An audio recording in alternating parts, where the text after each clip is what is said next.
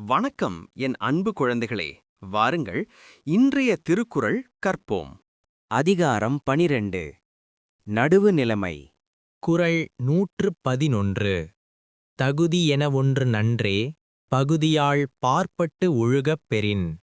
விளக்கம்: பகைவர், நண்பர், அயலார் என்னும் வேறுபாடின்றி எல்லோரிடத்தும் முறைமை தவறாது நடந்தால் அந்நடுவு நிலைமை என்னும் ஓர் அறமே நன்மையைத் தரும். குறள் 112. செப்பம் உடையவன் ஆக்கம் சிதைவின்றி எச்சத்திற்கேமாப்பு உடைத்து. விளக்கம்: நடுவுநிலை உடையவனுடைய செல்வம் மற்றவர் செல்வம் போல் அழிந்து போகாமல் அவனது சந்ததிக்கும் உதவக்கூடியதாகும். குறள் 113. நன்றே தரினும் நடுவிகந்தாம் ஆக்கத்தை அன்றேயொழிய விடல். விளக்கம்: தீமையைத் தராது நன்மையே தருவதானாலும் நடுநிலை தவறுவதாலுண்டாகின்ற செல்வத்தை அப்பொழுதே கைவிட வேண்டும். குறள் 114. தக்கார் தகவிலர் என்பது அவரவர் எச்சத்தார் காணப்படும். விளக்கம்: ஒருவர் நடுவுநிலையுள்ளவர் அல்லது இல்லாதவர் என்பதை அவருக்கு பின் நிற்கும் புகழாலும் பழியாலும் அறியலாம். குறள் 115. கேடும் பெருக்கமும் இல்லல்ல, நெஞ்சத்துக் கோடாமை சான்றோர் கனி. விளக்கம்: தாழ்வும் உயர்வும் ஒருவர் வாழ்வில் இல்லாதவை அல்ல, அவரவர் வினைகளால் வரும் என்பதை அறிந்து நடுவுநிலை தவறாதிருத்தல் அறிவால் நிறைந்தவர்க்கு அழகாகும். குறள் 116. கெடுவள் யான் என்பது அறிகதன் நெஞ்சம் நடுவொரீஇ அல்ல செய்யின்.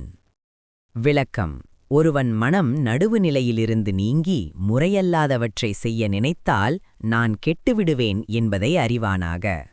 குறள் 117. கெடுவாக வையாது உலகம் நடுவாக நன்றிக்கண் தங்கியான் தாழ்வு.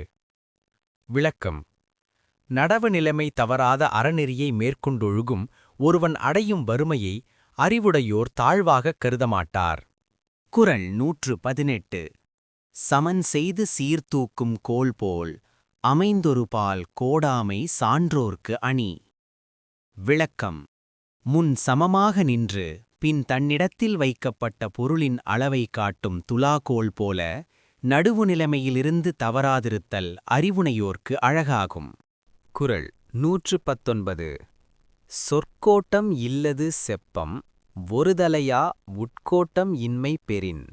விளக்கம்: நடுவுநிலையாவது ஒருவனது சொல்லில் குற்றம் இல்லாதிருத்தல். அவனது உள்ளம் நடுவுநிலைமையில் இருக்குமானால் சொல்லில் குற்றம் இல்லாத நிலைமை உண்டாகும். குறள் 120. வாணிகம் செய்வார்க்கு வாணிகம் பேணி பிறவும் தமபோல் செய்யின். விளக்கம்: பிறர் பொருளையும் தம் பொருள் போல பாதுகாத்து வாணிகம் செய்பவர்க்கு வாணிகம் வளரும். அடுத்த வீடியோவில் இன்னும் திருக்குறள் கற்றுக்கொள்வோம். நன்றி, மீண்டும் வருக.